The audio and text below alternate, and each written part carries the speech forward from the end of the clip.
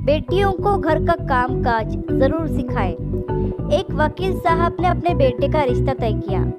कुछ दिनों बाद वकील साहब होने वाले समधी के घर गए तो देखा कि होने वाली समधन खाना बना रही थी। सभी बच्चे और होने वाली बहू टीवी देख रहे थे। वकील साहब ने चाय पी, कुशल जाना और चले आए।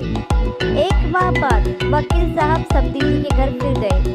देखा भाभी समधन जी झाड़ू लगा रही थी, बच्चे पढ़ रहे थे और होने वाली बहू सो रही थी। वकील साहब ने खाना खाया और चले आए।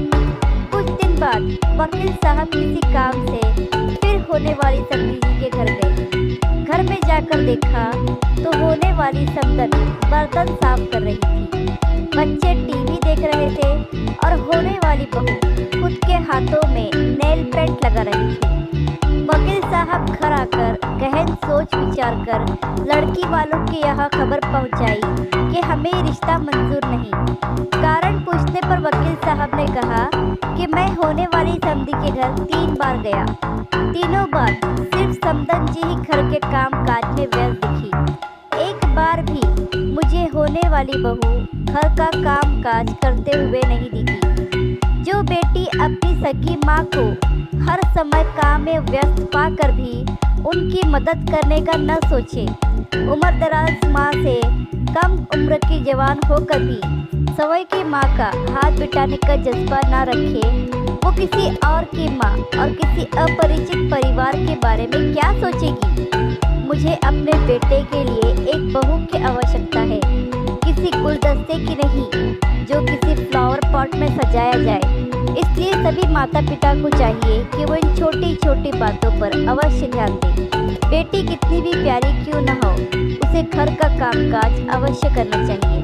समय समय पर डांटना भी चाहिए। जिससे ससुराल में ज़्यादा काम पड़ने या डांट पड़ने पे उसके द्वारा गलत काम करने की कोशिश ना की जाए। हमारे घर बेटी पैदा होती है, हमारी जिम्मेदारी बेटी से बहू बनाने की है।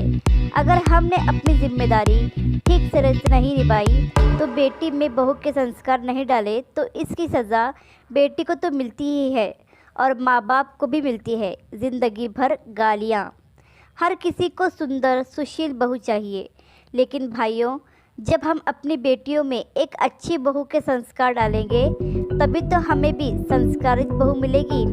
ये कड़वा सच है, शायद कुछ लोग न बर्दाश्त कर पाए, लेकिन पढ़ें और समझें, बस इतनी इल्तिजा है। आशा करती हूँ कि आपको ये कहानी पसंद आई होगी। इस पर आपकी क्या राय है हमें कमेंट करके ज़रूर बताएं। कहानी पसंद आई हो तो लाइक, सब्सक्राइब और शेयर ज़रूर करें।